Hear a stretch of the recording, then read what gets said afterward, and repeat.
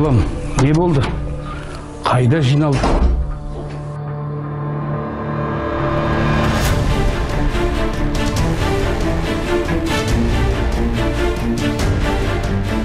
Әке, айтып едім ғой, Түркияға білім алуға бара жатырмын. Не, біздің елде де ондай діни институт, университет деген жоқ па? Неге соншама жердің түбіне барайын деп жатсың? Балам! Әке, сен түсінбейсің, онда менің бауырларым бар, олар маған көмектеседі. Ал мына елде мен қандай білім алам?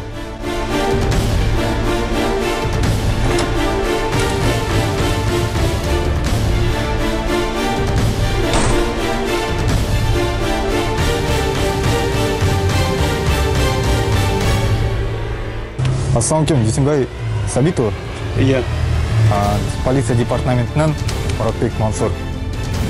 Мынау суретте лаңкестіктердің арасында сіз өзіңіздің ұлыңызды танисыз ба?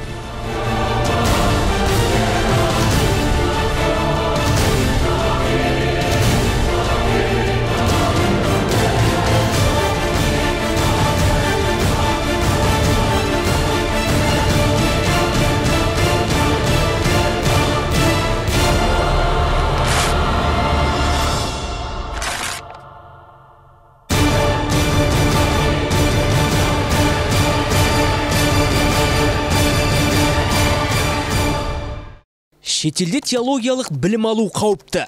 Дін саласындағы уәкілетті мемлекеттік органдардың маңызды міндеттерінің бірі отандық рухани білім беру жүйесінің сапасын арттыру, сондай-ақ жұмыс істеп жүрген дін қызметшілерінің білім деңгейін арттыру болып табылады. Бүгінде елімізде сапалы отандық рухани білім алу үшін барлық жағдай жасалған. Өзіңізді және жақындарыңызды қорғау үшін Қазақстанда базалық теологиялық білім алыңыз және тек ұсынылған шетелдік теологиялық оқу орындарын таңдаңыз.